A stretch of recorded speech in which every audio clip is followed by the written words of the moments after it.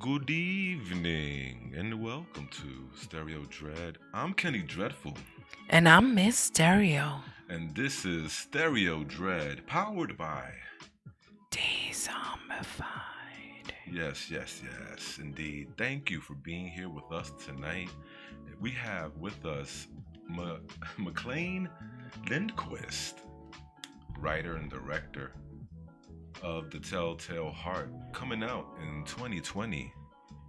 And I tell you, I have a good feeling about this interview. I really do. But thank you for being here.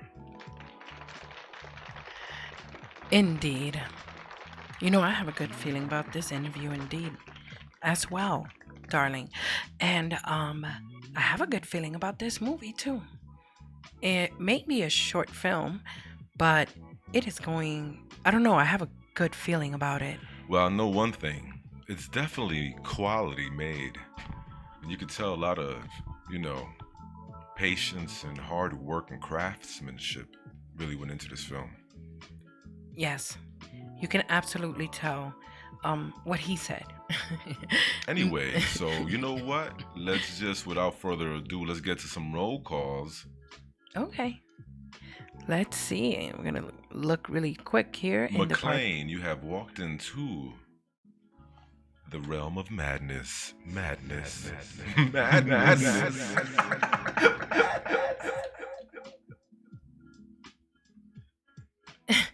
That's right. If you didn't know, we are all mad here. That's what we do. Cocoa Puffs. Indeed. Oh my goodness. Let's see who is in the chat this evening. I'm not sure. Why don't we give it a little looky-loo? Let's give it a little looky-loo then. We have here Evil Vish. Sure. Oh, welcome, Evil Vish. Andy, she is very cool and smart. She's into his house. Of course, we have perfection personified, Miss Mary P. herself. Hey yo, it's Mary P. She's into his house.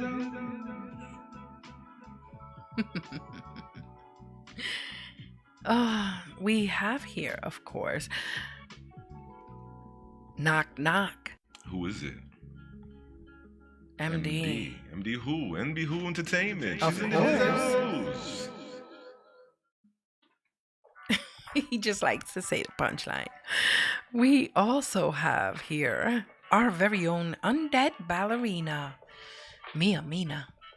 Welcome, Mia. She's into his house.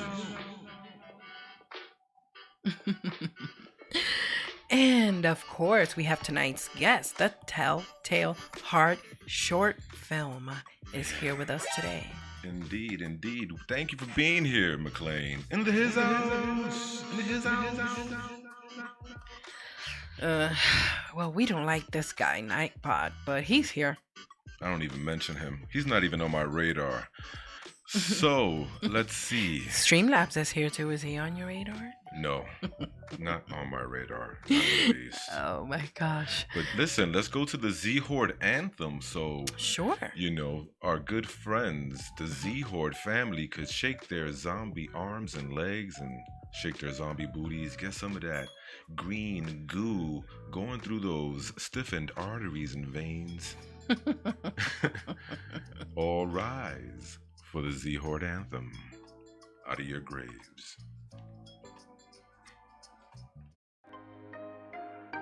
This one goes out to all you Dezomba friends, the Z Horde. We want you to know just how much we love you. Shout out to Philia Noctis, creepy clown girl, dark carnival got this. A local nightmare, it's so amazing. Puerto Rican Jose's entertaining. Dark waters, dog man is twisted. Nation 1994, really gifted. Dustin Flemings, stronger than the rock. Hellfire's out here making everything hot. Yeah, Braden 23 of fire's a G. We're kryptonites down, Kitty's family. Now there are times when we all need gore. Danny Martians in the house, never know what's in store. Mandy Mortem is legit and a queen. Gothic Rose enchanting, she's on the scene. 13 past midnight, things that go bump in the night. Gory B, horror addicts are out of sight. Big ups to the late horror show. Emily's Adventures in Horrorland, here we go. And we gotta keep them dice rolling. MD Who Entertainment, she's been chosen. Give it up for the evil outcast. Swedish mom is dope, yo, she got class. So if you get bad vibes from storytelling, then these monsters in my mind will leave you yelling. You see, we all about hearing stranger stories on the creeps. So sweet, she really got love for me. Penny tails up, narrating for the win. Queenie Todd, they amazing, but real dark and grim. The Mentor Centaurs, Flickathon, Swamp Dwellers, Scolded 22, they be our fellas. Anime tone, time he lives, a fantastic panic deep. Paranormal history, great graphics. What's up, Bullis Greedia? I meant CP. I'm gonna guess so bent with nefarious TV. Slumberies are the morbid. Cap 7, truly salmon. And we can never forget about Karen. Karen. Karen. Karen. Karen.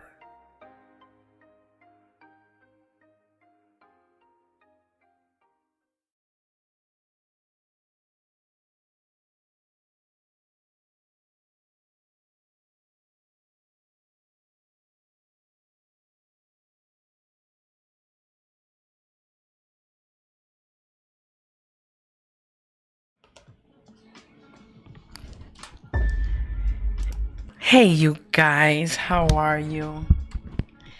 We're back. But we're just setting something up in the background, and we have McLean on the phone. McLean, could you say hello to the audience so that they can hear you? What's cracking, y'all? So happy to see you here today. I was trying to put your other trailer on, but unfortunately I couldn't manage the buttons quick enough, so I just said, let's just bring them in. Oh, okay. Yeah, we just dropped the official trailer on it's on YouTube only. We'll work our way through all the sites here eventually, but yeah, the official trailer is now up on YouTube, and the one we watched to start the show here was our first promo that we did. So that was cool. Thank you. Appreciate that. Oh no problem at all.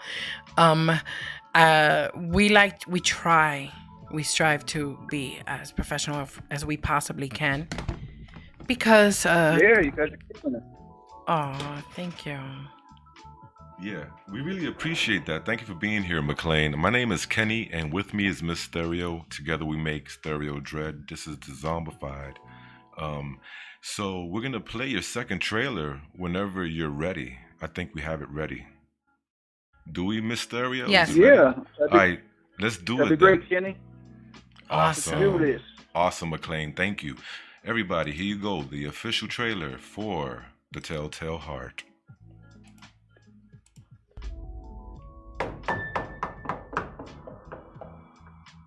Sorry to bother you. The neighbors called in a complaint.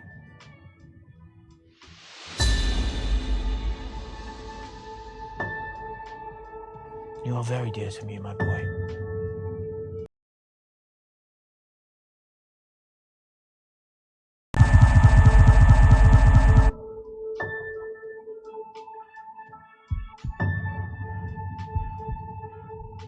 We need the whole story. I hate the way he talks. It's like an old movie.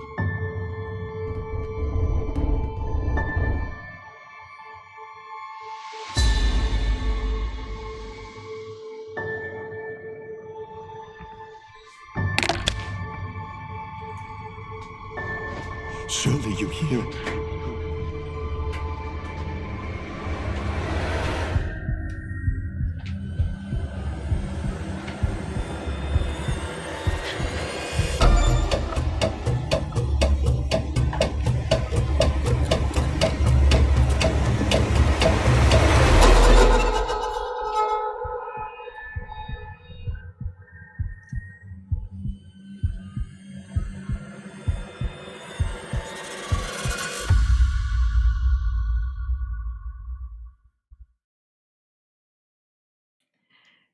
Well, hello. That was awesome. And yeah, I'll something. take it. Awesome is good. I could tell that you took a lot of, time to craft this. How long did it take you to create this whole thing? How long has it taken you so far? From the initial screenplay, it's been just a little bit over a year. Oh wow! Wow. How many others? Which is a are long involved? runway for a short film. Usually you jump right into a short film, but I really took my time and a lot of pre-production, obviously.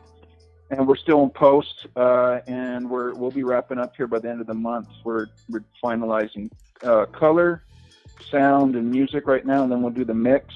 And hopefully everything's wrapped before the end of the year. So yeah, but a little over a year from start to finish. Color, sound. What the hell was that? Hello? Hello? That was strange. Hello? Yeah. Oh, Yep, okay. can you hear me? Wow. Yeah, we You hear scared you. me there for a minute. I thought I lost him. Yeah, same. Sorry here. about that. Oh. I'm lost, but nope, I'm still here. But yep, so sound is like your Foley, and which is like the sound effects and everyday sounds that you hear in movies are added. And then you have your ADR, which is re-recorded voiceover stuff.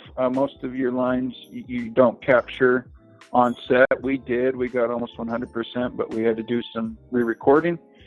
And then the music, I was actually in the studio today, just came from the studio, recording with Joel Pack, our composer. And we actually had Gentry Densley of the band Eagle Twin and Iceburn come in and lay down some really cool guitar that we're working on. And color is wrapping up here probably this week too. And then once we have everything, we'll mix it. Nice. So, are you still doing? Is all of the footage being shot in Utah? Yeah. It's we wrapped at the end of September, but yeah, 100% was in northern Utah. That's awesome. Hey, we got friends all over, so you never know. You might bump into somebody from the Z-Horde out there in Utah, and they're very friendly. Watch folks. out for the Z-Horde, man. Yeah, they're friendly. They're crazy. Everybody here is And friendly. they're mad.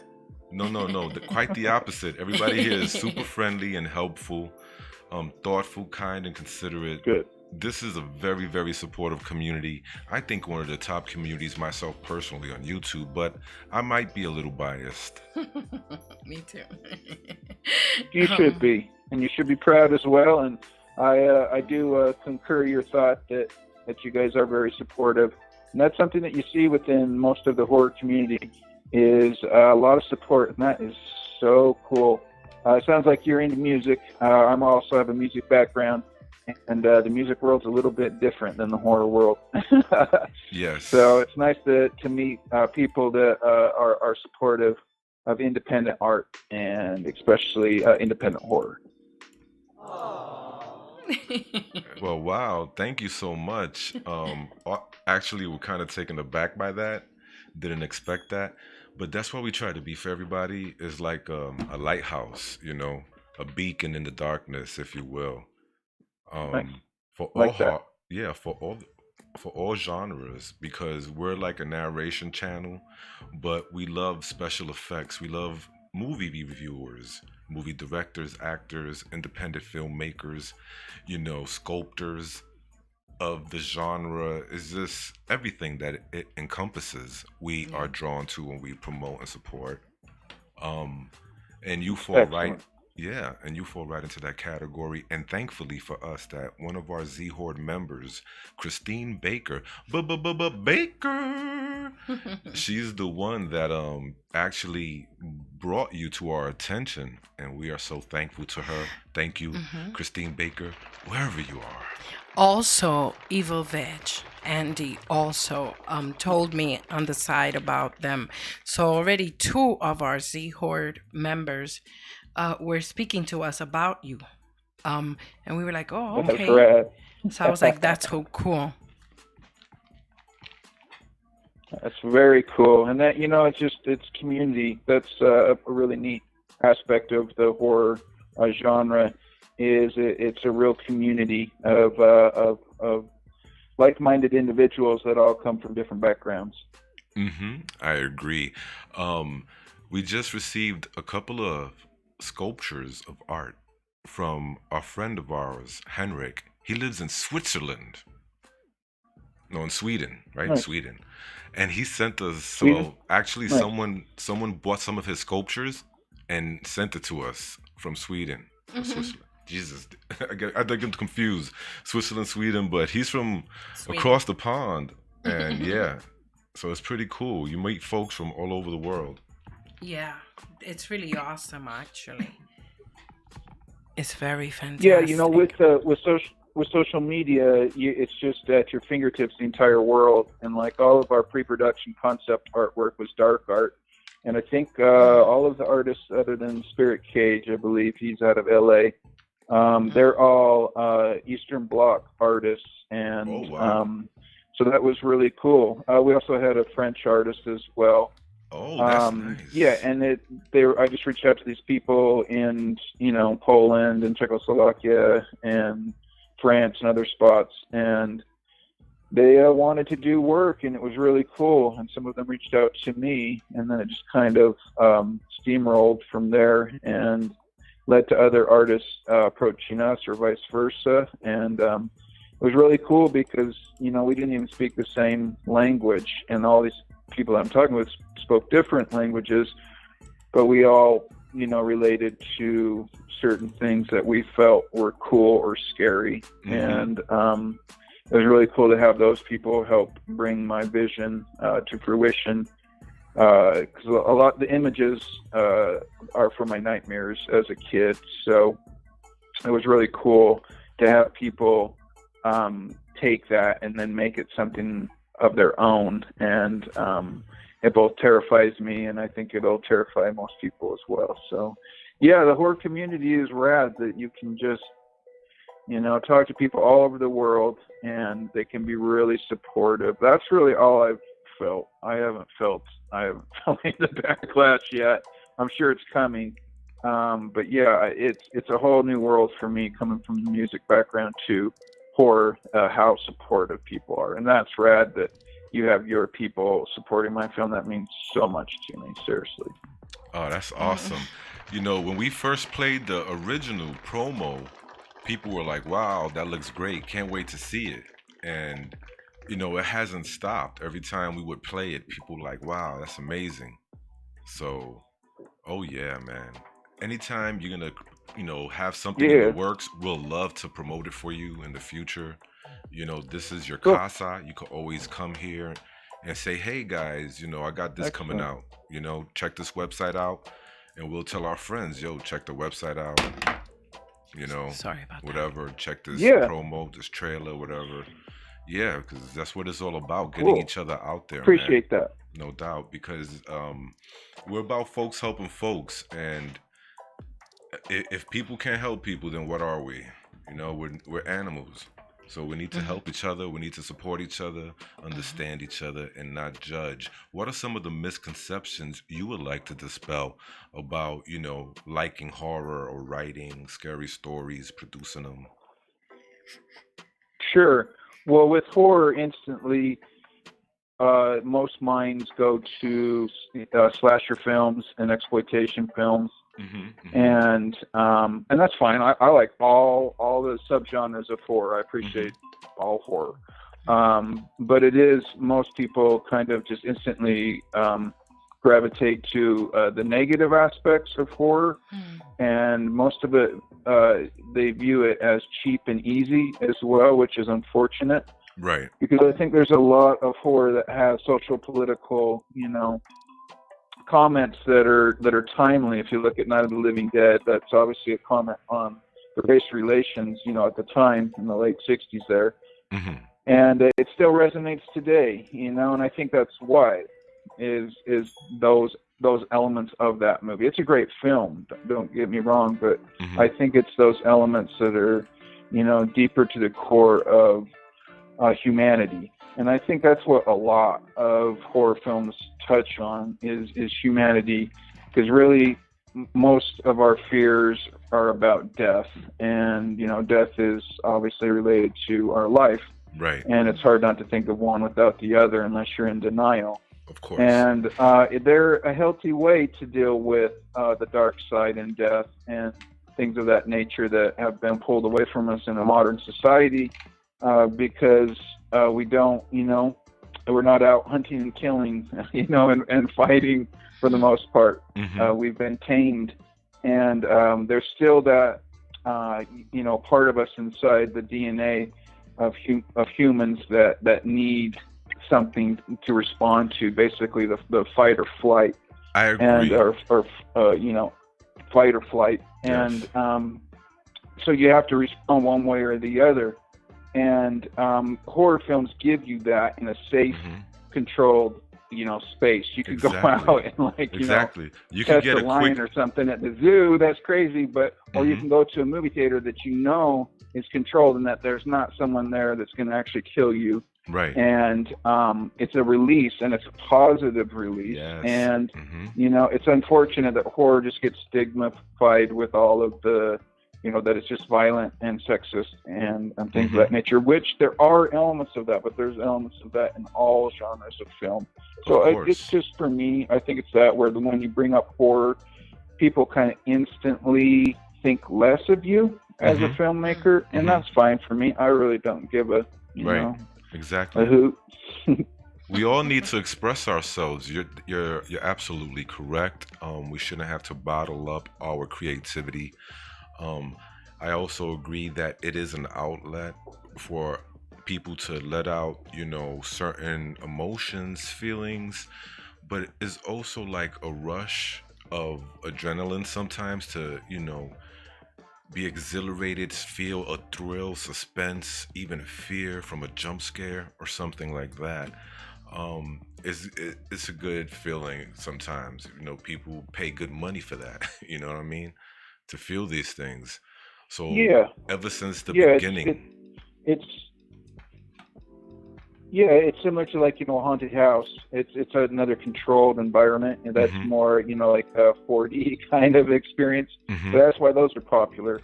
Here in Utah, they're extremely popular, and they're really cool here. They're done really well. But that's also that same kind of environment that, you know, that it's safe, and that's why people gravitate to that, because it is something that's primal within us, and it comes out in that, and that's a pretty healthy, you know, normal way of expressing that, and there's nothing wrong with that, and there's nothing wrong with also having a fascination with the dark side, which I kind of always have. I feel like this. Back in, like, you know, you had like Alfred Hitchcock, you had the Birds, you know. And then like in the 60s and the 70s, you know, you had like a lot of, you know, vampires and things, whatever. Then it got little, you know, with the slashers going like maybe mid 70s into the early 80s. And you know, you had like people were actually disturbed, like parents, you know, certain churches, organizations, they did not like what was being shown on the screen. But like you said, it has to, it's an outlet. If you take that away from people, they might want to do this in real life instead of doing it in a fantasy way. Absolutely. Yeah, instead of a fantasy way, You know, make believe, they'll do it for real. Yeah, there's the art imitating life, or vice versa. Mm-hmm. You know, but when you deal with censorship, yeah, I think it leads more to that. You know, I don't know the correlation between violence on screen and that than in the real life environments. I don't know. Right. I'm sure there is some, you know, but I don't think that's like the impetus for people, you know, killing people, because they've been doing that long before scary movies were made. But yeah, it's interesting, horror. There's a lot of different layers to it, where if we were talking romantic comedies or whatever, there's we pretty much would have covered everything. And horror is so deep like that. And then you also how you mentioned over the generations how it changes, and it's really just a reflection of society. It's wherever we're at as a society, you can go to horror movies and see what that fear is being triggered, and that's almost always directly correlated with something that we're dealing with in real time. You know, so at the turn of the century, it would have been terrorism, and so then you see things like Saw and Hostel and other movies like that, where torture porn came, and then we were actually seeing that, and you know, in detention camps that we were doing actual tortures. So there was that direct correlation, and you can really just follow since the start of horror, which is really near the start of film as well. Yes. You tap into, say, like Dracula. He was a foreigner, right? So people were afraid of foreigners. Exactly. So that was a comment on immigration. And you can just keep going. Obviously, the Wolf Man was written by a Jewish man, and then there's all that undertones where it's obviously about, you know, his Jewish faith, and it's just tied in directly. Some of it's, you know, more or overt versus subtle, you know, references to things like Dracula versus the Wolf Man, but it's always been there, and it's so it's not only an outlet, but it's a reflection of where we're at as a society, really what is currently scaring us, even though most times it's benign, and that's interesting to watch and look over through history and see the correlation between what type of horror movies are popular, and then you can look and see, oh, that's when we were worried about the communists, and that's when we were worried about the atomic bomb, and that's when we were worried about spies, and that's when we were worried about so on and so forth. It's pretty cool, and that's pretty unique to horror. I don't think that's, you know, like I said, we couldn't be doing this with rom-coms.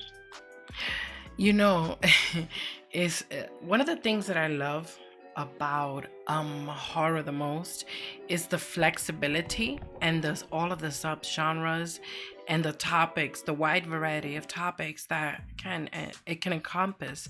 For example, my favorite type of horror is the supernatural, the spiritual. I'm fascinated with the demonic and all of that stuff. Angelic. And the angelic, yeah, everything Ghosts, biblical. specters, yeah. Speaking of which, though, one Biblical. of my favorite subjects that I don't really think has, there's only been one movie that I feel has done justice to it, is the subject of hell and the afterlife.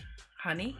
Well, you know, when he was talking about going back with the errors in the movies and the reflections in this, it made me think even further back, like when, you know, there's a lot of black and white movies from the silent era even that deal with horror and you know, creepy, scary stuff actually.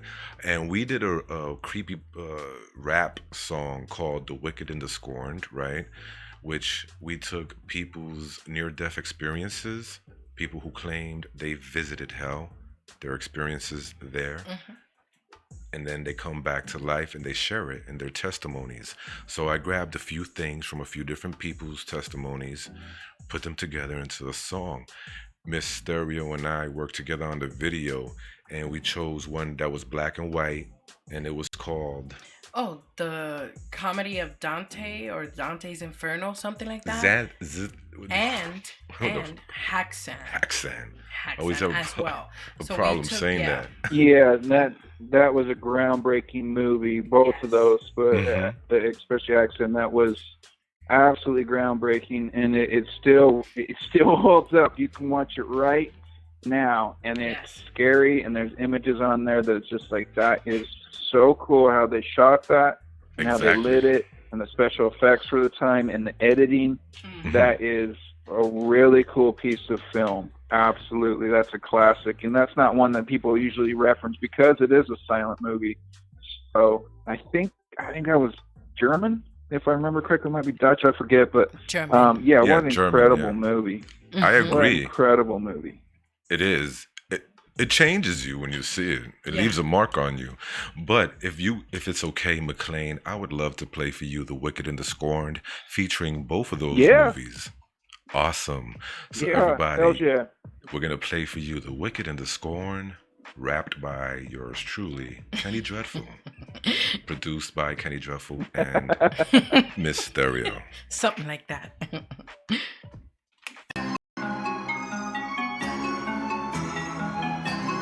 God are my hands clean, is my heart pure. House for the wicked, the scorn, not the unborn. Righteous, sofa like this. The money chef for horns, that was barbecue. You can't fight this, you've been warned. House for the wicked, scorn, not the unborn. Righteous, sofa like this. The money chef for horns, that was barbecue. You can't fight this, you've been warned. Heard of a place, spirits can't rest. Hard to breathe, brimstone in the chest. Spots damn hot, bodies rock. Regenerate non-stop on the clock. Lost chains on your ankles and your wrists. The water for your lips, dark figures in the mist. Demons so tall and smaller than midgets. Dig it, knives, skillets, grill it. Nightmares, no dreaming, felons, heathens, yelling, screaming, blood and bleeding. Those demon troubles get beat, skulls can't talk about, so I even struggle. Satanic body, demonic property, great God's pottery, ride debauchery is all gotta be, but heaven's mockery.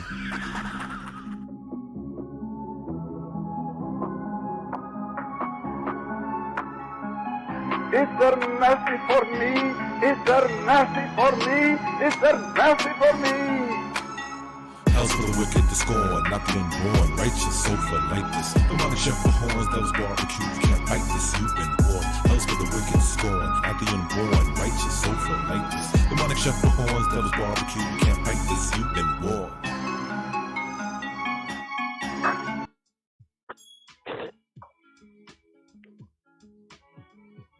Hey, we're back. Hope you enjoyed that. So what do you think about the way we use the films in the video? I think he's still watching it. Yeah, I loved it. That was great. Nice. And yeah, I mean, those images, as people are seeing, are just stunning. They still resonate. You know, Highly. it feels like, you know, and it's obviously a modernized version of what we think of hell. But yeah, it's kind of like that's what hell looks like. So it's just incredible that it still holds up, and that's the power of cinema. Exactly. Is, much like music, if it's timeless, yeah, it affects people forever, and it's like hearing it for the first time when you see things. It But just continues to affect you. But the irony is, like, it started, you know, they filmed these movies, they released them. I'm pretty sure people were like, wow, this is amazing. Even though it's scary, they were like, wow, this is amazing how they did this, just like we're talking about it. Mm-hmm. They didn't probably want to, like, Yeah. oh, you know, let's ban these type of images. You know, there wasn't like it. You know, like, let's not have this. But then as we progressed as a society, Mm-hmm. it's like we regressed and was like, oh, we can't be showing these things. this is not good for the young mind of the children. Well, then don't Yeah, let them watch it. Don't take them. Don't yeah. buy this stuff. There was the movie code of the 20s, I believe, Hmm. and was it maybe 22 or something like? Yeah. So there's been ups and downs with basically the censorship Yes. throughout film history. Mm-hmm. It got loose in the 70s. They tightened it back up in the 80s with Reagan and all that. And it's usually cultural. It's once again the times are dictating it. I But think yeah, it's there more was a time in societal. early film where it was wide open. You could film whatever you wanted, and it was totally appropriate. And of course, a lot of people, filmed some naughty stuff, and but also some really cool, scary stuff like that, which is incredible that it still holds up. Yep, 100%. I agree with what you said. I mean, even now, it seems like every other decade they try to ban it or stifle it or something like that, or maybe every Yeah, other two or something like that. Seems like a pattern. Like now, people are not noticing because it's not happening so much on TV and in the movies. Now it's happening online. The censorship yeah, and it's really yeah. That's interesting the to world that we see live in. how it's migrating.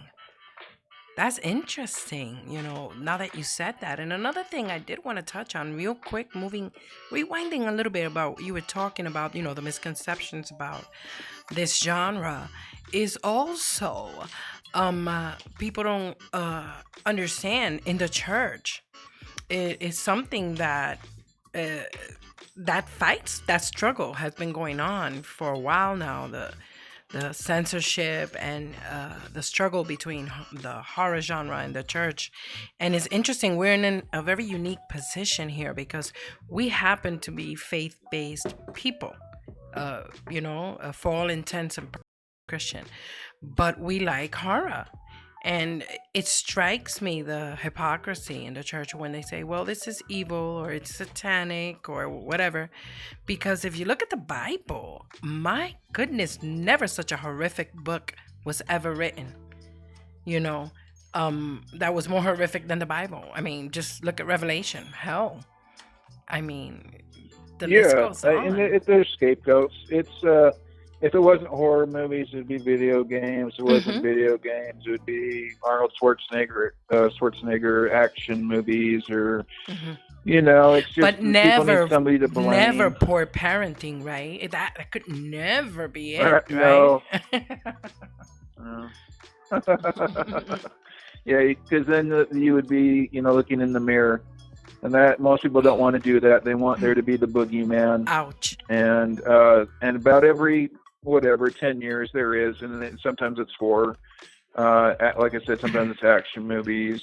Comic books have had their moment there. Video games for sure. Marilyn Manson. You can just keep going down the list of things that parents have been like, oh, this is it, and it's usually fed by the right, and they are, it's the religious right, unfortunately. But yeah, not all, churches feel that way, and not all religions are that, like, I don't want to say closed-minded, but use horror as a scapegoat. Some of them, see like a movie like The Exorcist is actually something that can be positive. It's the belief in their faith that eventually, he drives out the demon. So, that's a good thing. They probably sold a lot of Bibles after The Exorcist came out. I imagine. But yeah, it's And rosary it's a weird beads. dichotomy, Mhm. the church and really any church and horror.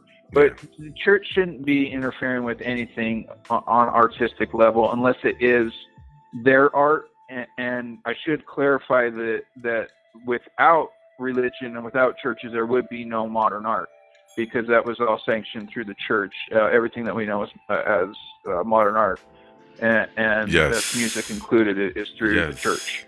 So Yes. I want to give them props there. Medici, but, the yeah, Medici. I don't think they should be interfering with art.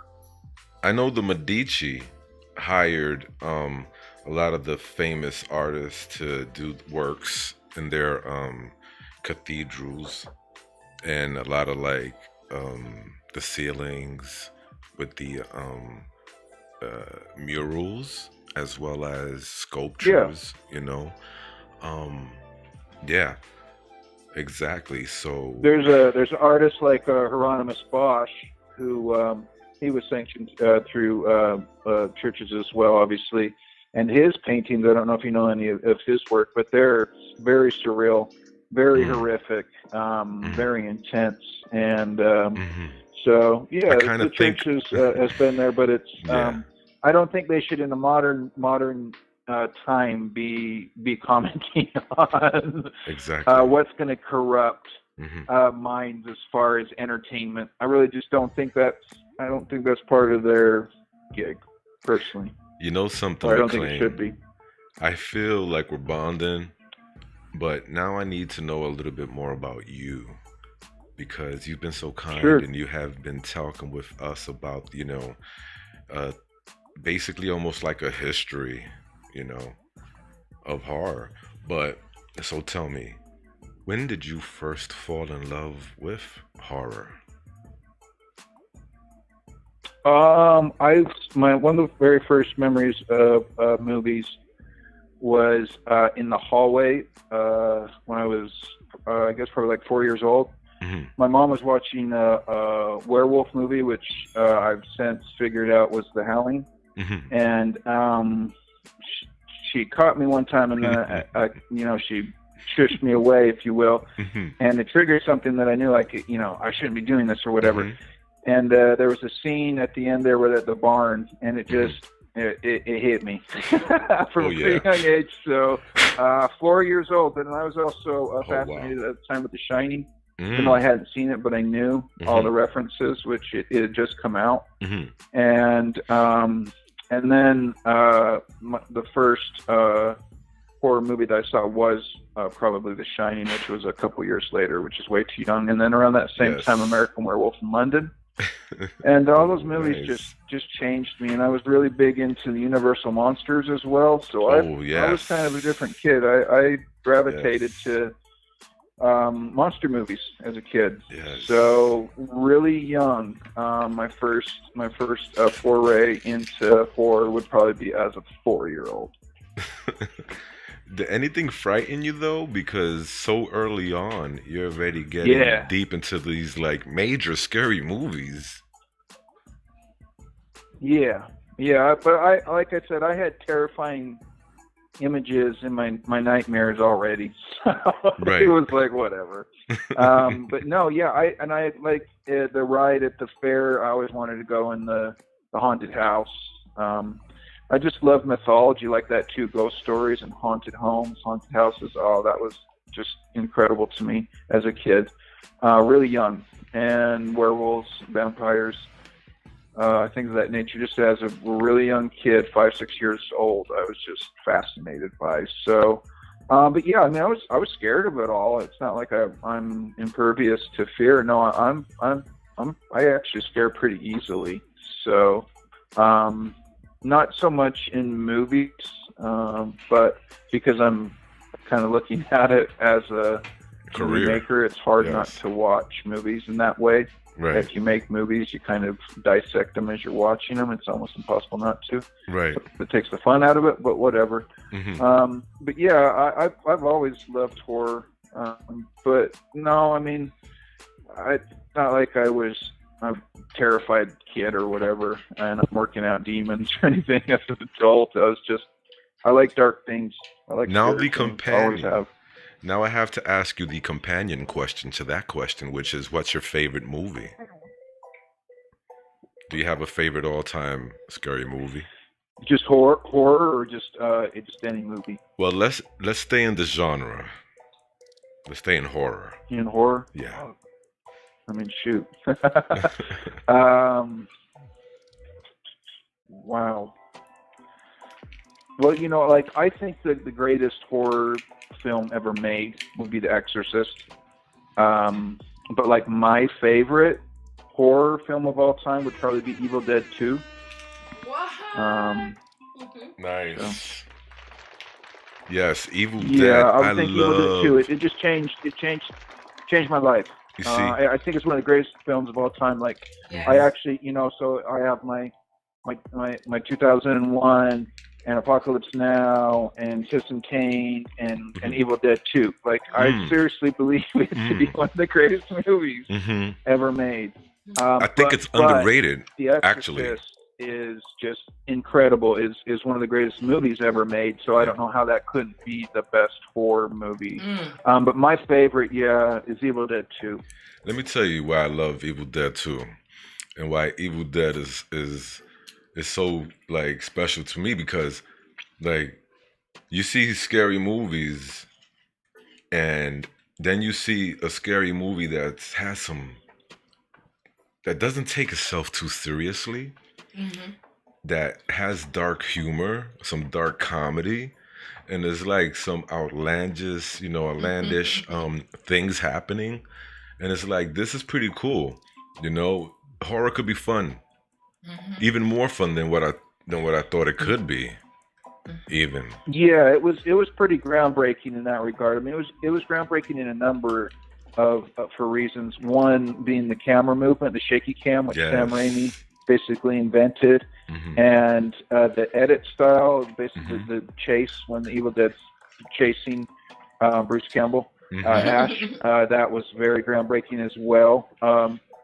But just kind of the deconstruction of the horror movie as well. But mostly, what you tapped into is the humor. That you had to be in on the joke. It's a lo-fi movie, and so they're going to play on that, Yes. And there's kind of a slapstick, Three Stooges element to the humor as well, very physical, especially in Evil Dead 2, which is just incredible. Like the kitchen scene is incredible. That's like Oscar worthy. I'm serious. Yes. That is incredible. That's some of That the performance best is crazy. physical acting ever. I mean, you look at some of the greats. Just insane, but they're funny as hell. And it was really fun. Not only funny, but fun, and also scary, and then intense, and really cool special effects, and really cheesy special effects on purpose. Just so fun. It's just the perfect movie. It is. I agree, and so much so that I love watching the show. I'm not gonna say I don't. The show, I loved it too. I was so happy. I was happy that they brought Bruce Campbell back and they didn't mess it up. Yeah, they for really, sure. yes, they really kept For this sure. show. They honored the original And movie that's why I from the love it so franchise. much, because they brought him back. It's awesome. Yeah. Yep. So And I really enjoyed the just a straight up remake a couple years back, whatever that was, 6 years back or so. yeah, I thought that was an incredible flick. I enjoyed I it too. I didn't know what I was going to, if it was going to be a remake or whatever, but it was just its own thing, and it was, I thought, just top notch. That is a really, really good movie. Yes, it stands on its own. I tell you that. Yep. It stands on its own. Who is your inspiration as far as like in creativity, like a film director or some writer? Who's your? Yeah, as far as directors, Yes. like I said, I love Sam Raimi. I love Hitchcock, Ford, Orson Welles. I love the French New Wave, and then I like Scorsese and Spielberg. I think is the greatest director of all time. So I just I love films. David Fincher and then but like within horror, I love Argento. Really all the Italian directors are incredible. And that's just another thing that I love and I'm inspired by within horror is seeing what scares people around the world, from Korean films to Japanese films, which are very different, two very, very different style films. How about us? Australian to English, French, which are, I just love French movies, to German, Russian, which Russians, they don't really do a lot of horror, but just Russian movies in general kind of feel like horror movies. It's just so neat to see all these different places, what scares people, and then visually how they present that within the genre of horror films. But yeah, I love so many directors. I could just go on and on and on. It's good. I love it. I love it. And then, like, books, obviously I like Poe. I was affected by Edgar Allan Poe. Nice. Heavily as a kid. And, all the kind of horror fiction. I grew up on all of those authors. I really like Clive Barker and the Hellraiser book, but even more so, the first two movies, Hellraiser and Hellraiser 2, are incredible. Those movies really affected me.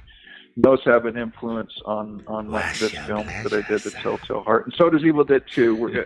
Not in the context that you would think, but there are Evil Dead 2 references, and people, you guys will probably pick up on them. It's very subtle, but it's totally there. I'm a Wes Craven Wait a minute. girl. So myself. You're saying that real quick? You're saying that there's references in which movie?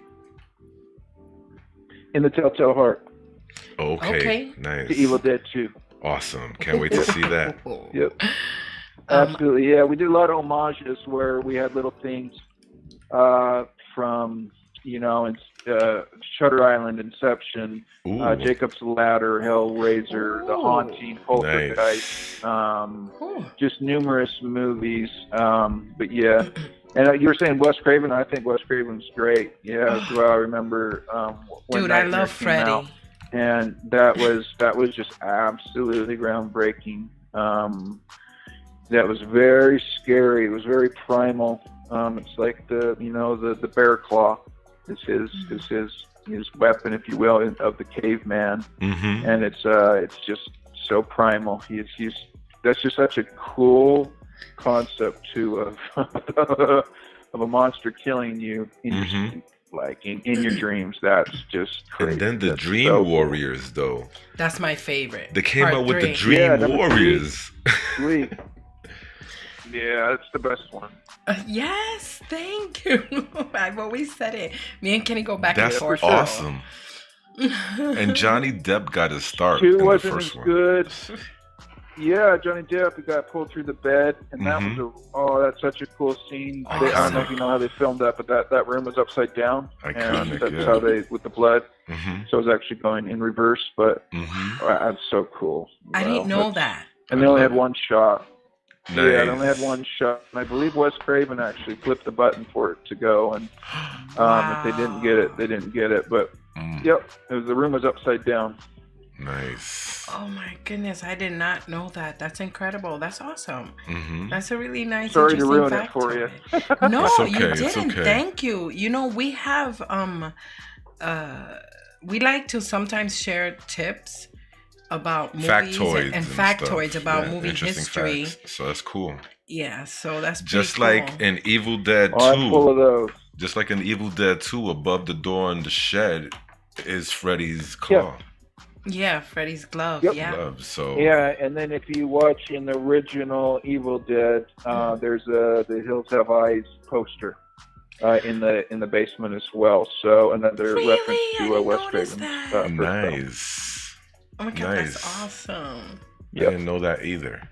But that's why I love watching these movies over and over, because they went back and forth, and there's a couple references that Wes had about the Evil Dead as well in his movies. I forget them what they are, but yeah, they were going back and forth to see who was truly the scariest filmmaker, which was rad. Nice. So. Fantastic. That's awesome. Let me ask you this: are you a fan of M. Night Shyamalan?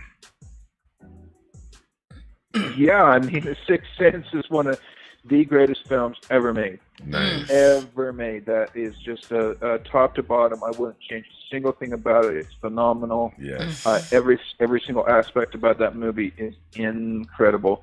I thought Unbreakable was really, really cool, especially the ending. I thought that was just a emotionally, gut-wrenching ending. Yeah. And then, different degrees of different of his other films. Yeah, ups there's and some downs. that I like. There's others that I don't. Right. But I think those two movies, Unbreakable and The Sixth Sense, are awesome movies. And recently I thought Split was really cool. I thought that was a rad movie. And then recently Glass. I thought Glass was fun. So I those are movies that if they came on, yeah, I'd watch them, absolutely. And I think he's a great director. So, he's some bad movies. But he's getting into streaming, into not television, but streaming. He's on Apple TV. Yeah. With The Servant on Apple TV. It's really good. The way I'm not sure if he's directing it, but M. Night Shyamalan is. Oh, he produced the movie with the devil in the elevator too. That was interesting. That was fun too. That was cool.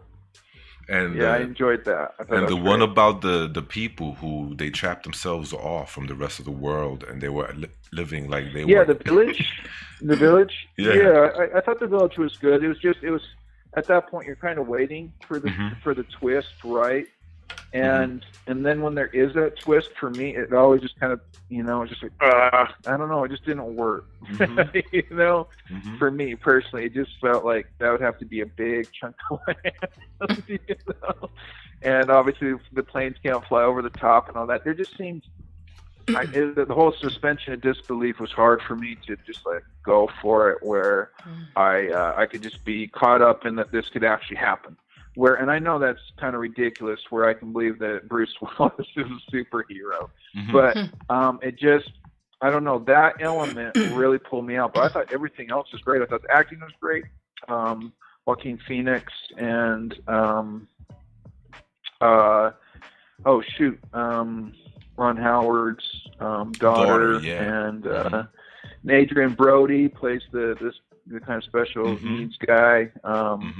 Sigourney Weaver, Kurt, who else was that? A lot of good actors, and I thought it was written well, but I don't know, the ending just... William Hurt didn't work for me. William Hurt was in it. Yeah, right? William Hurt, he's a great actor. Yeah, great actor. Top notch. So how do you feel about, guys like that, like M. Night Shyamalan, the one that made Hellboy? What's his name again? Hellboy. Del Toro? Yes, Del Toro. Del Toro? Well, yes. Like Del Toro, I worship. He's, Mimic's not all that great of a movie, but everything else that he's done, I just think is incredible. I love his movies, every last one of them. Yeah, the visuals. That was easy. I think he's a great filmmaker. Even the Blade, what did he do, Blade 3 or whatever, it was really good. I think he's a really good director, and I really like Spanish directors. I really enjoy Spanish movies, especially horror. There's a real sense of humanity. How about Rec? In all the Spanish horror films. Who's that? Rec. Did you like Rec? R-E-C. You're breaking up on me. R-E-C, Rec. That's a Spanish movie. Rec. Oh, yeah, R.E.C. Oh, R.E.C. is one of my favorite movies of all time. Oh, yes, yeah. Rec. Absolutely. I tried to recreate a shot in really? R.E.C., but I wasn't able to. But in my next film, I'm actually going to, I will absolutely do it, and it's a straight up homage to it. Yeah, that is groundbreaking. That is, I don't know, probably the second best found footage film of all time. Absolutely love that movie. Absolutely love it. That's gonna be Rec. That's incredible. Yes. I'm with you now. Yes. So I have a question for you. We're speaking about a lot of spooky stuff here, and especially because it's horror. It's just the way it is. It comes with the spooky stuff. I'm sorry, we're just having fun. Two guys and a gal. No, just... that's okay. So I'm it leads me to a question. It led me to a question. Fantastic. And my question is, what scares you? Is it ghosts, UFOs? What? Yeah, so I actually, like I said, like within the Telltale Heart, I took images for my nightmares.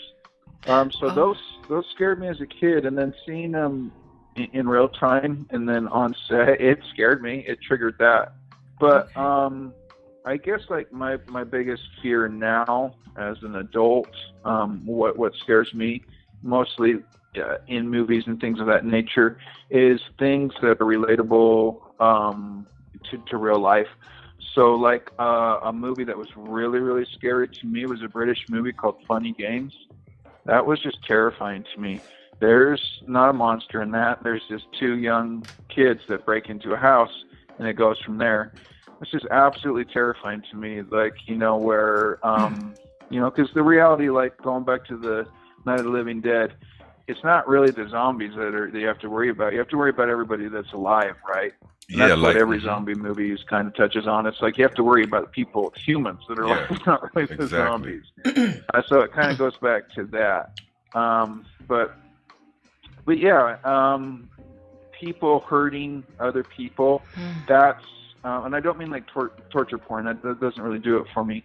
Just more in kind of a primal sense. A movie like Funny Games is very, very scary to me because you can kind of put yourself in that person's situation and it's just awful. Like if something happened to your family or people that you love or whatever, and you were, part of that, or couldn't do anything to stop it, which is basically, kind of like all horror movies. That's really scary to me. But yeah, I mean, there's the fear of death, and I don't think I have that any more than anybody else. But I think that also kind of triggers most fears. Back to the fight or flight. It's are you going to put up your dukes or are you going to run? And it's primal stuff for me. It's more kind of visceral, earthly versus demonic or things that I can just write off as that's not real. Yeah, something something tangible. It's like that's not real. Right. That person can't actually do that. If if it's like sometimes with demons, and I guess that's why The Exorcist is so scary, is because it's like if you believe in God in that context, then it's that's scary, right? Yes. Because it's real. Yes. To you, and but I appreciate all things, at least all scary movies, because I'm fascinated with fear. It's really what drives my movies, and I hope my movies are scary. How many have you done? I'm absolutely fascinated with fear. I've done one. It's called The Telltale Heart. Okay. Is there another? Yeah, it's my first movie. Yeah, we're already talking about, in works with other films and all that. I can't go into it. Of course. Legal reasons and all that. But yep. There's most likely going to be more films. Nice. So, but yeah, this is my first film. I've done a lot of other work, but yeah, it's my first movie. Wow, that is awesome. If I could really give you an honest answer about what I'm most afraid of, it would be mediocrity. It'd be being boring and having milk toast, boring, lame movies. That would be terrifying to me. Understandable. There you Understandable. Go. Being mediocre. Understandable. Let me ask you this. We've had you on for about almost an hour now. Can you hang a little later, or do you have to go? I mean, I would hate to hold you up. No, yeah, I can stay on the chat line if you want or whatever. If anyone has questions or whatever. All right, cool, fantastic. I can answer questions on chat or whatever. Yeah, I don't want to bogart your guys' show. No. You are the guest of honor today. That's how we do, baby. That is how we do. When we have a guest, if you have some questions, I'll answer a couple more questions before I go. Oh, I have tons of questions. Like, do you like horror gaming, for example? What's that? Like, do you like horror games? Are you a gamer? Do you play horror games? I'm Resident just Evil? into that. Some of the crew on the movie was turning me on to the role-playing games, and they're really pushing it. And they're big into the zombie. I forget the name of it, but Resident Evil? They're forcing me to do it. So I used to do a little D&D back in the day. You know, and Nice. I've always had Love mythology in D&D. I games love it. I love and D&D. So within my head. Mhm. So I never really needed the board game, to be honest. I was, I guess, slam, but I was a super hyper kind of creative kid, and I would create little worlds within my head. And so yeah, I was just doing stuff like that, just normally, like in school. Real My quick. brain was going nuts when I was a kid. As far as Real daydreaming, quick, if you will. I'm sorry. I just wanted to invite anybody in the chat, if it's okay with you. I'm not done asking him questions. Yeah, Hold on. when One more you're question. when you're done with your questions, after Kenny finishes asking you questions, I wanted to know if it would be okay with you if we were to invite a member or two of the audience to ask a question to you, you know, so that you Sure. can hear each other. Yeah, absolutely. Okay. Okay, so you said you've been working on this for like close to a year. Has there been any breaks in action, or has it been steady? No, not even. I don't even. You know, I guess I took a vacation right before we filmed. I went to South Dakota, but other than that, and I don't think I did any work on the trip. I really don't think I did. But no, other than that, every single day I did work, and like some of it, like a lot of work. Oh, wow. Pre-production is where you make your movie. It's all done, you know, in being prepared. But no, and since we've wrapped October 1st, I've worked every day, including right now, you know, working on the movie. I guess this would be called working on the movie, right? Promoting it and whatever. So yeah, I came from the studio earlier. I was talking with my editor earlier. I was talking with my social media manager earlier. I work every day, and yeah, it's a labor of love, and you have to be kind of hyper focused and myopic to make good movies, I believe, and I think that suits me well. Okay. Wow, that's a lot of work, and that's awesome though, because you're so motivated, you're focused, and as you say, you fear mediocrity, so I definitely could understand that. I never like to settle here. I'm always trying to push envelopes and push boundaries on this platform, so I understand what you mean. Oh yeah, we try. Yeah, I'm all really about hard. pushing the envelope. Yeah, we try really hard to be different here. And it's funny that you say you like Spanish movies, because apparently you like Spanish YouTube channels too, because we're Latino, the both of us, you know that. Yeah, we are. Yo soy Boricua. And I'm Dominican. Yeah, and she's Dominicana. Oh no, he's beatboxing. That's hilarious. Oh man, that's really funny. But yeah. Yeah, I really love Spanish movies. Like, I mean, they're just, especially the horror. Like I said, they are gut wrenching. They're so emotional, and they always tap into humanity. It's always they're sick, like the sickest. You know, the monster usually isn't the monster. The monster is the human being, and that's like every Del Toro movie too. Yes. Spanish movies are the sickest ones. Let me ask you this real quick: How you feel about the Get Out and Us? I think. I thought, Jordan Peele, he's awesome. Yes. He's incredible. Like, you know, within so Get Out, when he goes to the sunken place, that's going to be the cultural reference that people will reference maybe 35 years from now. People will be saying, "Oh, that dude's in the sunken place." You know, it's like that. That was so cultural, and that was such a cool shot. That was such a, you know, everything about that shot and that sequence. Everything, and that being the kind of moment where it all turns. Yeah, I love his movies, and then Us was really cool too. You know, I was a big Chud fan as a kid, so you know, with his references to Chud, I absolutely loved it. And the doppelganger stuff, that's fun. You know, it's just like the premises are out there, right? It's kind of like a Twilight Zone episode where it's like, okay, this is pretty outlandish, but they're just done so well. They're written so well. They're funny. There's humanity to his pieces, but there's a lot of social context and social political statements that he's making that are really, really important. Well, I really do believe that. It's funny that and you say that. And it reminds me of, like I said, The Night of the Living Dead with, that was also one.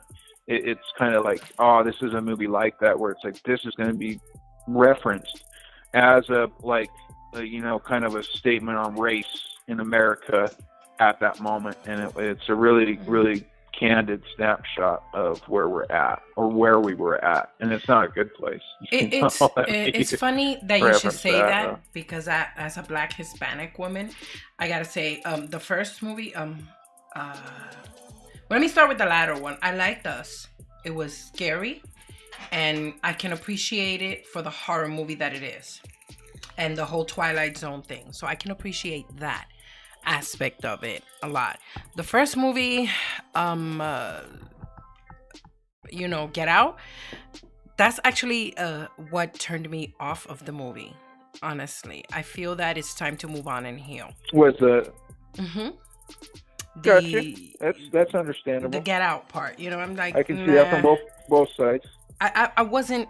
I just think a fan of it in that sense, but I thought it was important culturally where, there had been that movie had been made. So it's going to be referenced, especially the sunken place. It's going to be referenced for a long time.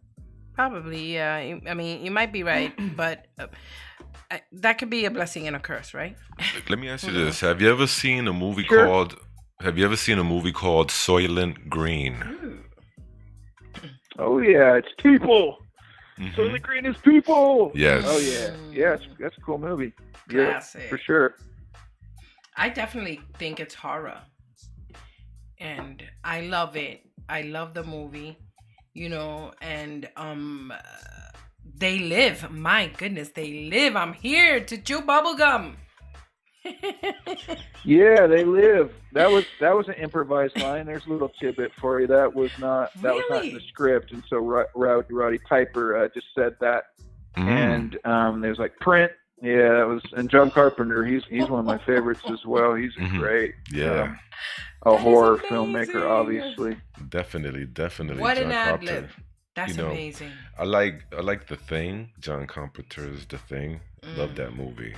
Yeah, The Thing is one of the greatest movies of all time. That was another one at a young age that I saw that absolutely changed me. It's the greatest practical special effects of all time. Rob Bottin, he is a master, and Stan Winston did the dog, but it's really just Rob's show.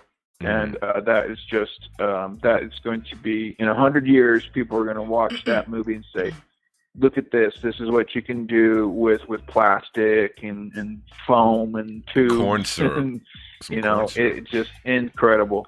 Incredible. That's just one of my favorite movies of all time, too. Yeah, that is amazing. Also, The Fog. The Fog. Yeah, The Fog's fun. Yeah, I like the atmosphere in there. It's not Halloween and it's not The Thing and all that, but yeah, The Fog was a lot of fun. Pirates and all that. I like cool. I like the tension. There's a lot of tension in that movie, though. There's a lot of tension, a lot of quiet moments where you could cut the tension with a knife in there. It's a slow burner. Yeah, it's definitely a slow burner, and I love the scene when the pirates finally come out of the fog. That is such an epic shot. So cool. That actually Game of Thrones ripped it off and did it with the White Walkers and all that. And rightfully so, because it's such a cool shot. Well, The Mist kind of, was a similar movie. Yeah, I loved it. I loved, the ending. Brutal. What a brutal ending. That is one of the hardest endings I know of any movie ever. I agree. Do you think that if there was a part 2, or if it was in real life, we'd be talking a prison sentence based on the ending of that movie? Wow. For who? Everybody's dead in the car.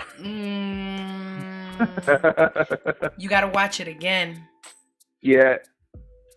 Yeah, it's and that the special that's effects right. are You're kind right, of you're a right. little bit hokey in That's that, right. but the acting is so Sorry. good and the story's so good, and that ending is just, oh my god, that ending is just It's gut brutal. wrenching. Just Mm-hmm. It's gut wrenching. It is very sad indeed. uh, Let me ask you. it reminds me. It's not really. I think all movies are horror, but it's not really a horror movie. But The Road with Viggo Mortensen. Oh, and yeah. that as well is gut wrenching. Yeah, that is. I guess that is a horror movie. But every movie is a horror movie to me. Driving Miss Daisy is a horror movie. Wait, Forrest Gump. That's a horror movie. Oh my god. That's a horror movie. The girl he loves got on heroin and did all sorts of stuff, and they're getting all old together now, Yeah. and she's sick, and I don't know what's going on. Benjamin Button. That's a horror movie. Mary Poppins. That's a horror movie. It is a horror movie. Definitely. Mary Poppins. She's Mary Poppins. That's a horror movie. Mary Poppins. She's a is supernatural demonic is a witch. She can do demon. anything. Right? She's a I witch. wouldn't say demonic though. Yo, okay, horror fine. movie. Maybe she's just a. Think about it, a witch she's nanny. an omnipotent being that just floats from the There you go. Sky. from the atmosphere. There you And go. comes and watches your kids Mm-hmm. and interferes in your life. And takes them and takes them. Yo, she transports your children to different dimensions. Oh, that is See, creepy. that's a horror movie. I'm telling you, man. All movies are horror movies. Like, what if one day she decides not to bring him back? A witch took my kids. To a different dimension where penguins are cartoons and dance. Why do I feel like somebody's gonna write this creepy pasta? There you go. But Tell me what you think cool. about. That's speaking of when I was a kid. If I had that, oh man, if the internet. If I had the internet as a kid, that would have been game over. Especially creepypasta stuff like that. That would have been my jam. 'Cause Really? I was So, doing that basically. speaking of just with creepypasta- the neighborhood, just whoever was listening, I was making creepy stories as a kid from Jump. So very cool. Speaking of creepypasta, what how familiar are you with the creepypasta and narrator community here on YouTube? Not very. I'm pretty tech slow. I'm an analog kind of guy. So I'm new to everything. But yeah, I what I've gotten into and what I've kind of delved into on the internet, it's fun. It's reminiscent of a lot of things, kind of like tape trading back in the day with music, where there's a community that shares things that are kind of underground or that aren't in exposure, and then also just their own creativity as well. I think it's really cool that there's a avenue for people to get online and express themselves and find people who also have similar likes, and it might be dark or whatever. It's you can find people from wherever across the world, and they're into the same type of thing, and you don't feel so lonely. I think it's worth. I think it's all positive, even though it might be intense story or something, urban legend that might be terrifying type thing. I think it's for me, it's all just kind of in good fun, even if it's horrific. Okay, I can understand that. The reason why I asked you how familiar you are with the community is because here we don't just promote horror, we promote narrators here on YouTube, Right. as well as interview them like we do with you. We have interviewed all size YouTube channels and content creators that have to do with the genre and the subgenres, anywhere from paranormal groups that go ghost hunting to people who believe in alternative types of religion, Wiccan, pagan, artists like Kenny said that have to do with the genre, as well as horror narrators and creepypasta storytellers. So the reason why we do that is because we figured we are all really under the same umbrella when it comes to content, and we didn't understand the divide that there was. So we was like, you know what, this community needs to be brought together, because whether you are in any of those, whether you have your toe in any of those pools, they all fall under the same thing pretty much. Horror, really, if you come to look at it. So I was like, nah, we need to come together. And Kenny said, well, let's do a show, and we did. Excellent. Well, my main character in the Telltale Heart, of course, is called the narrator. That's his name. He's doesn't have the name, and it is the birth of the unreliable narrator, the Telltale Heart. So I guess it all kind of comes back full circle. So I do know that one narrator, and he is mad. So yeah, I can't wait to show you guys the movie in the world, the movie that we did. So When do you think it's it's really going to cool be hooking up dropping? with you guys. Oh, really? Nice. So when do you think it's going to be dropping? Like, do you have a set date? A target date. Yeah, we'll At do least the a target. premiere in like April, and then we'll start doing all the festival. We're already in talks with a number of festivals. I can't name any names, but Like there's other Cannes. legal reasons, right? I think Cannes But is... yeah, we're doing festivals and Mhm. Comic-Con conventions, if you will. But yeah, April we'll drop the movie, and then we'll kind of go from there after the festival circuit. Nice. Well, I hope, it goes well, and, maybe it goes mainstream. Maybe, I would you like can to get a know, will it mainstream Yeah, be deal or we've something. had big streaming sites already kind of reach out, and we've had low level talks with executives with streaming sites. I can't name names, Of course not. Gotcha. but yeah. So I hope so as well. For the people that know, they all are fairly certain that is going to happen. So I don't plan on any of that. It's just, it is what it is. But we've had a really, really good response from what people have seen, and people have reached out to us already. So, which is overwhelming. And at first there was a lot of pressure.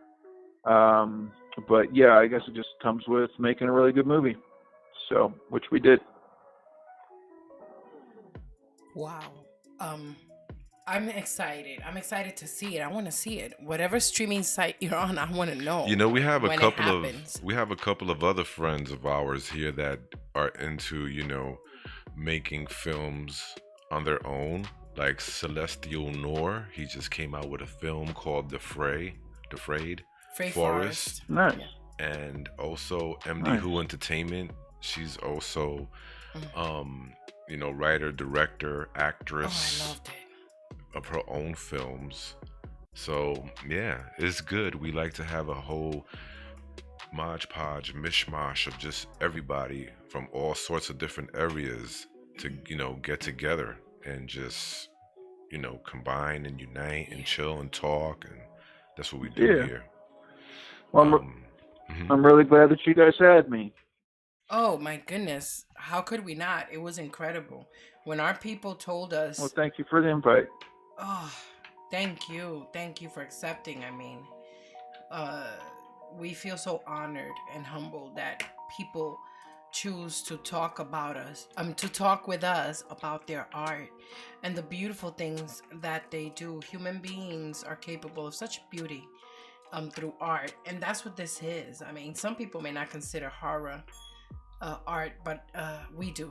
And so thank you very much for you just being here. And Absolutely.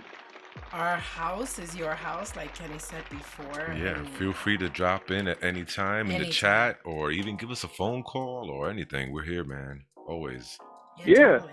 Yeah, I'll get back on for sure. I'll holler at you. I'd love to chat with you two again, and Fantastic. and with your listeners as well. So I appreciate them, and the horde, working pushing my movie and all that. I really appreciate that. I appreciate them reaching out to you. That just means the world to me. So that's just so cool. Totally. Please stay in touch. We're gonna try our best as well to stay in touch. because you never know. Yep. You never know. It's such a small Exactly. world. If you ever need somebody to do some extra acting, Voice acting, hey, if we could help in any way, bada bing, bada boom. We're yeah, here. we're willing here to help with anything.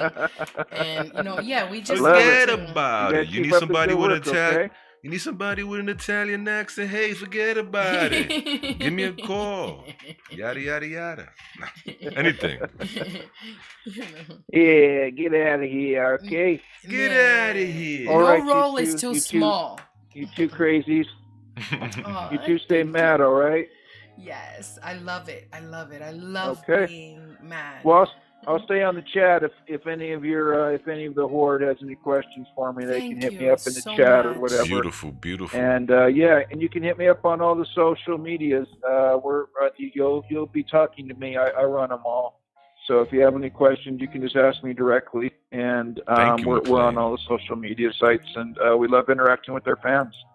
So drop me a line. Oh, another person that does movies and films and things is Crump. Oh my God. Crump is amazing. We You have know to what? put you guys in Put touch. the background of Crump of some of Okay, the. Can we add that source, or it's too late? After the phone call, yes. After the phone call, if you hang in the chat, we're gonna put some of his footage. He is amazing. Okay. It's black and school. white, Check it. old school look. You're gonna like it. Yeah, I hope. Awesome. You might want to network with him in the future. Excellent. Yeah, that's a great asset to have Yeah. somebody like that. Definitely. Oh, you need someone like that. Yes, in your and life. Arctic Morbid is another friend of ours who's good with like photography. Mhm. He even does some videography. He likes to do music. He plays guitars. I think he was in a death metal band. Mhm. I think. There's a lot of talent, Nice. a lot of talent talent, in the yeah. community, like Mhm. totally. We I'll feel humble. I'll send you guys some of my music as well. But like I said, I've come from a music background, so I'll send you a few of my band's different projects. Oh, Okay, that okay, is lit. cool. Thanks, man. Awesome. That is fantastic. Yes, sir. Oh, wow. No worries, Kenny. Thank you. Thank you so much, McLean. Really appreciate having you on. All right. Well, I will. I'll let you guys get back to your show. And once again, thank you for having me. And be sure to check out the Telltale Heart, like, share, comment, and subscribe. And I will see you all on the flip side. All right. Thank you. Thank you so much. Okay. Take it easy, y'all. Okay. Bye. Peace. Peace. Oh man, that was a great call. You guys, this guy is awesome. Yeah, he is fantastic. I mean, I could have gone on. Listen, I'm not Yeah. gonna lie. I think another hour or two, I could have been here talking with him. But I'm not gonna do that because tomorrow we have Steve Stockton, Unicorps, Tails, Evil Outcast, Philia Noctis on Radio Z. You know, we haven't. You know, we can't forget about that. So Totally, that's equally as important, you know. definitely. And I just want to let everybody Crump. in the chat know, But Crump's footage. you know, most of the stuff that we do here, honestly, we can't do without you guys, you know.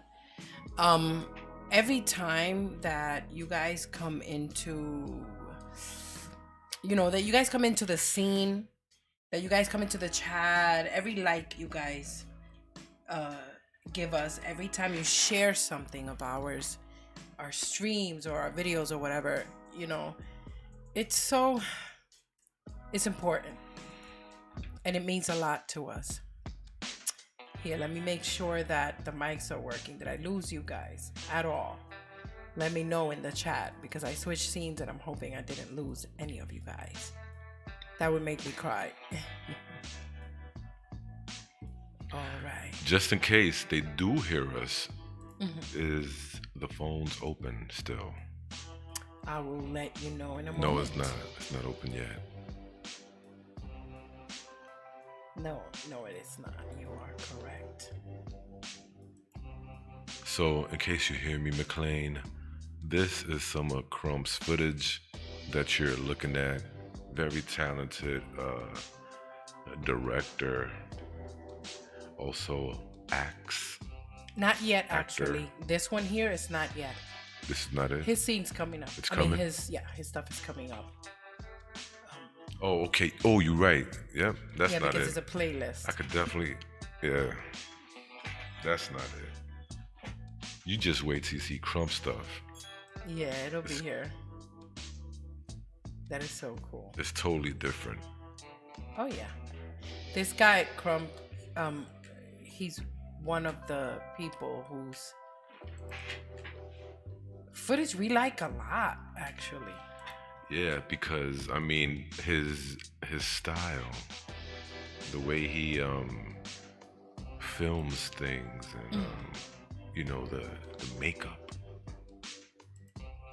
They do paper mache things. I mean, it's There it goes. very talented. Yes, this is it. Yep, this Finally. is Crump's footage here.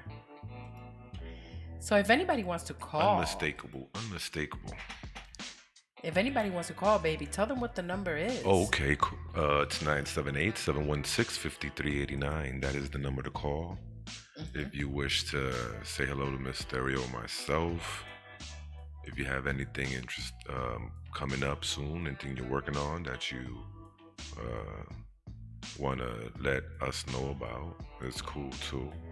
If you wish to call and speak about, excuse me, The Telltale Heart, the movie, that's also great.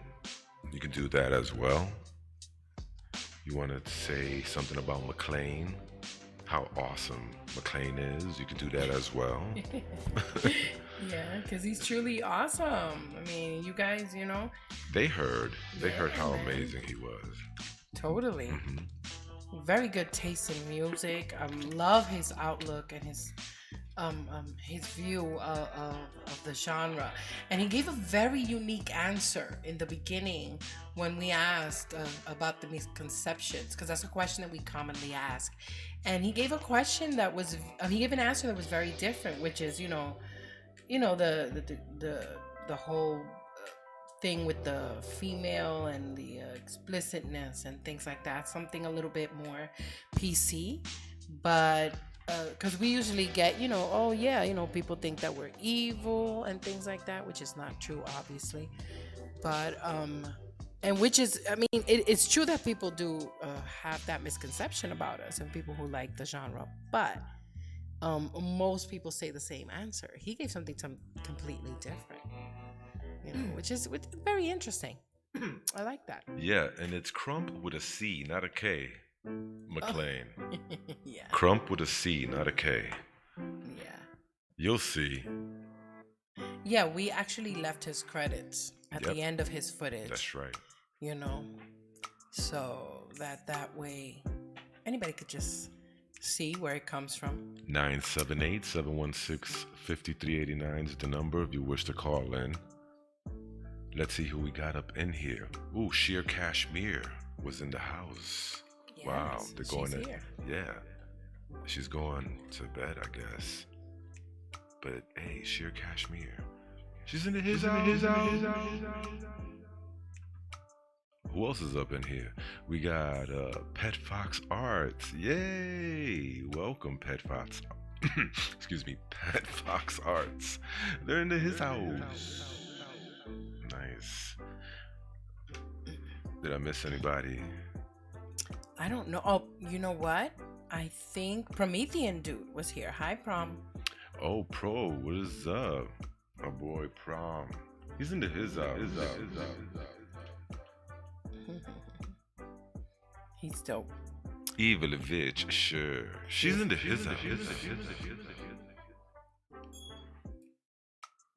Lady Spookaria is here as well. Lady Spookaria. She's into his house. Did we say mutant artificial intelligence? Yeah, mutant artificial intelligence. Welcome. I'm so happy you're here. Hope you enjoyed the interview. He's into his house.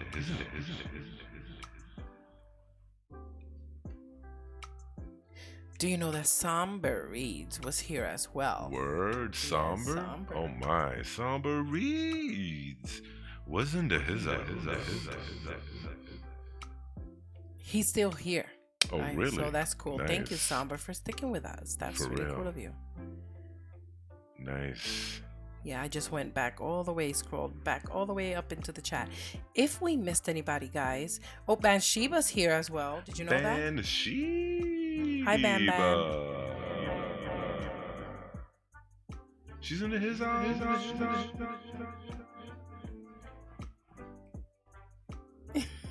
Yo, this is awesome. Crump did this. This is good. I It's love good. this footage, man. This guy, look at him. He's amazing. Yeah, He brought back the days of old, the look at that with Nosferatu. and the practical effects, makeup artists, makeup art. Yes. It just seems, like vintage, and I love that. I love that vintage feel to horror. I love the atmosphere of The Exorcist, but I also love the practical effects in Silver Bullet and the acting in Silver Bullet, the drama, because there was a lot of drama in Silver Bullet. It's one of my all-time favorite werewolf movie. I mean, I've seen better werewolves, of course, but the movie as a whole I loved. The idea that this little boy can feel like he can fly and he could defeat a monster, yet he's on a wheelchair.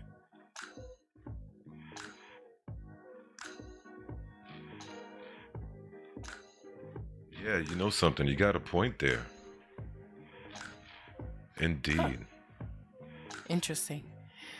So, Evil Vitch just said, I'm so happy you came on Dezombified, McLean. You're awesome. Aw, thank you, Evil Vitch. Yeah, I agree. We're happy too. Awesome. McLean answered Evilovitch's question. Nice. So make sure if you have a question for McLean, you could ask right now in the chat. That's right. And he'll Well, we answer have in any here. question you may have. Yeah. Mary Poppins. Mary Poppins. I'm Mary Poppins, y'all. I'm Mary Poppins, y'all. She says, floats down from sky, a spoonful of medicine mutant ... Well, McLean says that Crump is creepy and great work. Yeah, he's great, man. We love Crump. Fantastic. We had him on here for an interview, and that was great. Loved that interview. Love it. And I loved the one with McLean. It was great. Loved all the interviews. That's a pretty good idea, mutant artificial intelligence, MP, with the umbrella. That's hilarious. I think, yeah, that'll be great to put in that spot, right? For the ending of the Z-Horde anthem. MP. Mary P. I know. Yeah, I agree.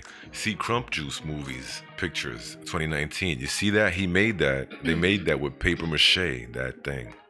You saw that thing? It's cool. It is. It's wicked cool. It We have a lot is. of talented people in the Z-Horde who are amazing. He is, Crump, by the way, is, if you look in the description section, you will find Crump's footage. Crump's channel, his link. I hope anyway. I'm looking because I believe it is because if it's not, then I'm awful. Yep, it is.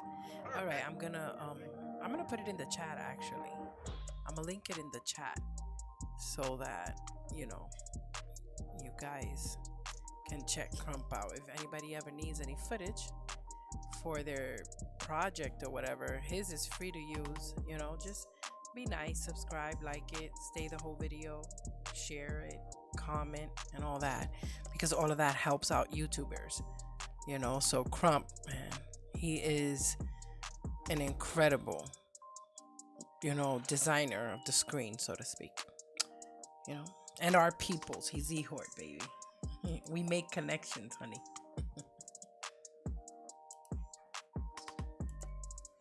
Let's see here. Maybe normal children, but pretty sure mine manages a demon horde. Oh man, that is awesome. Yeah. All right, so let's go to a commercial break or something and be right back. Okay. play spirit?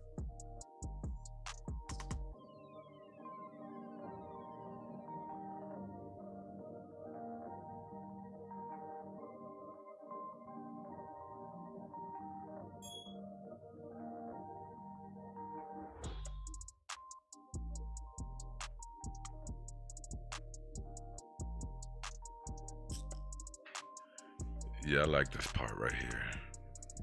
And Crump's footage. The smoke comes out the ears. That's awesome. That's why we haven't changed the screen. Yeah, I like this.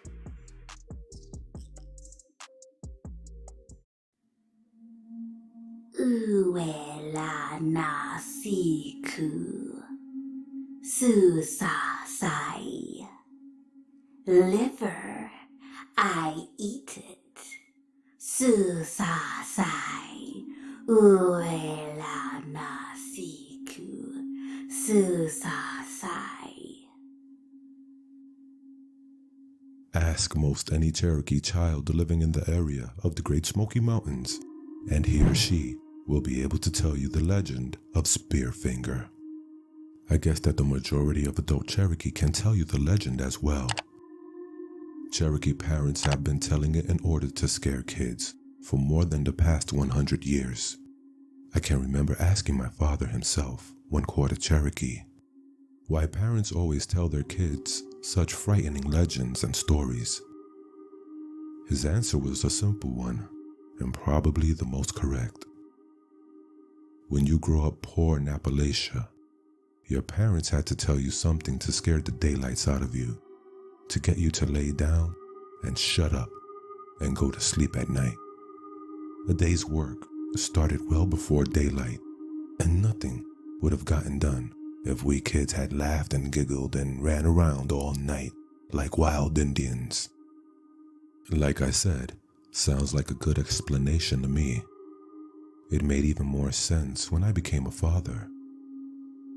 There's just some inherent fun about scaring your kids with tales about ghosts and haunts, like my parents did to me.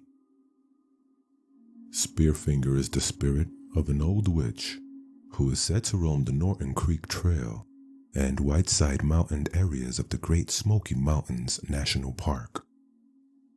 The legend of Spearfinger, especially when told during the dark of night while camping deep within the Smokies, may just be the scariest Cherokee folktale in existence. Spearfinger is rumored to have a long, sharp piece of obsidian rock as her right pointer finger, and it's been napped into a long, sharp knife blade, hence her name. It's said that the witch lurks in the woods, along the trails and deep woods of the Smoky Mountains. Her teeth and mouth permanently stained a deep scarlet red blood from all the children whom she's managed to steal away from their parents. She uses her long, sharp knife of a finger to extract and then eat their livers. If that doesn't get a kid's attention right there, nothing will. It is also told in the legend that Spearfinger always keeps her right hand clenched tightly, as her very heart is hidden beneath the skin of her palm, and she must protect it at all cost. Because of this part of the legend, it is said that the Cherokee are leery of anyone who may have strayed too long or too far from their own village, as Spearfinger is not only a witch who steals and eats children's livers, but also has the ability to skinwalk or shapeshift, providing her the ability to assume the form of anything she wants, including your best friend or family member. If your parent or sibling or pals have been gone from the campsite from a long time, it might be a good idea to ask to see the palm of their right hand when they finally return to camp. If Spearfinger has, indeed, assumed the form of the person in question, she will flee before revealing her open palm. Aside from shape-shifting into a family member, loved one, or friend, another favorite trick of Spearfinger is to disguise herself as a friendly grandmotherly lady who has lost her way along the trails. Her favorite tact in this case is to try and also lure children away, under the guise of helping her back to her cabin, which she assures the child is just a little ways away, and that their parents won't miss them on such a quick trip there and back. Once you fall for the seemingly harmless old lady's ruse, it's hello Spearfinger, goodbye liver, and you're never seen or heard from again. It kind of puts a different spin on all this missing person stories from the Great Smoky Mountains, doesn't it? For trips into the very lair of Spearfinger, inquire about the current conditions of the Norton Creek Trail and Whiteside Mountain areas at the National Park Welcome Center, or at any ranger station. The wonderful Park Service employees will be more than happy to point you on the way, should these areas be accessible during the time in which you wish to visit. Please be aware that due to the weather and other factors, the conditions of trails and amenities within the Great Smoky Mountains National Park can literally change without warning. Make your trip a safe one and live to tell the tale.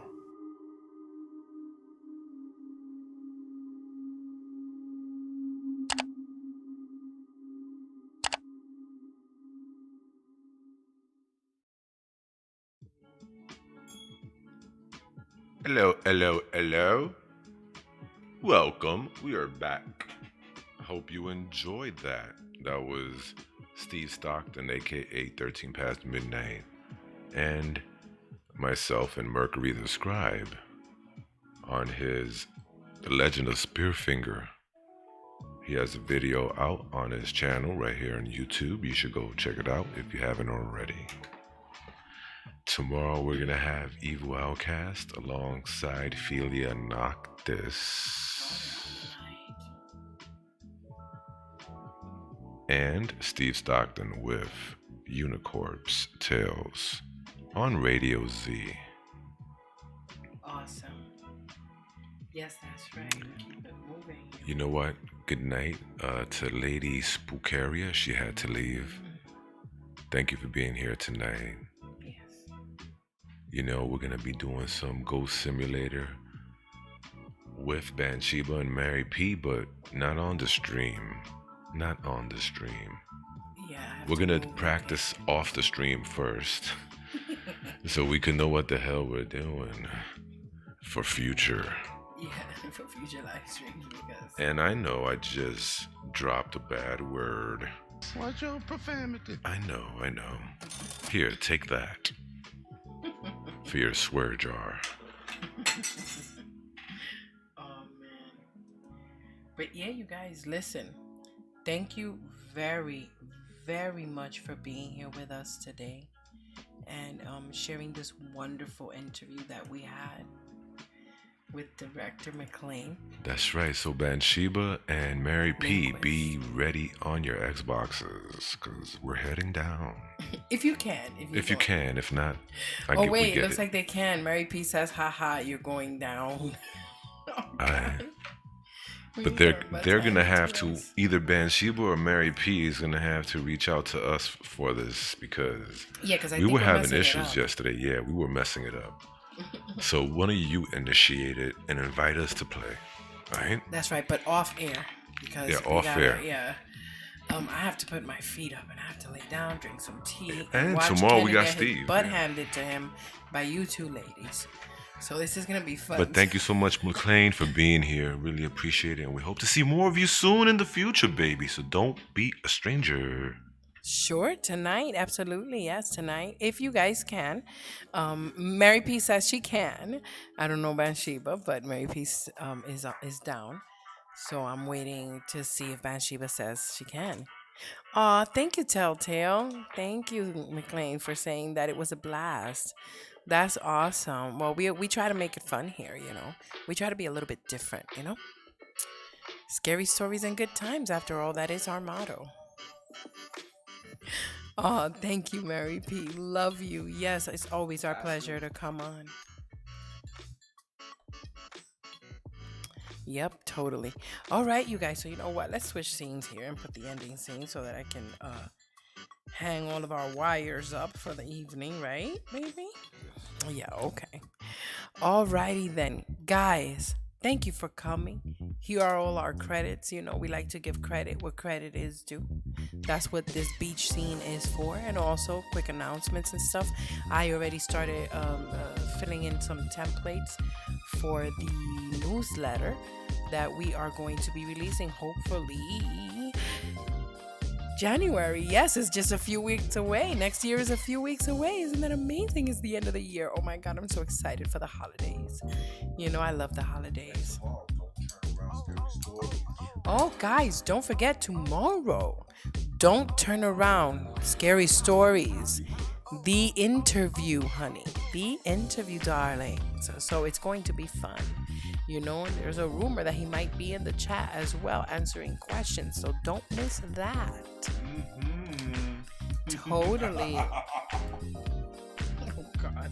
So do not miss that, you guys. But hey, guys, also we are doing the website. We want your channel trailer links for the website, you know, and of course, if you can send us your original characters as well and your banners if you haven't yet, we want to promote those too. But we're gonna let you go, you guys. We want to go further Yes. by playing some of your stories.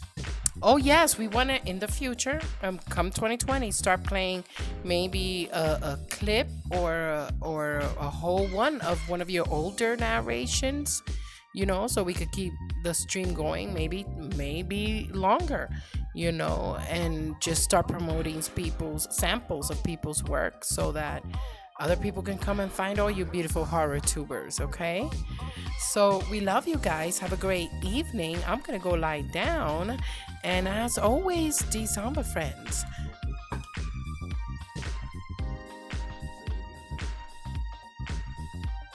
Watch your six.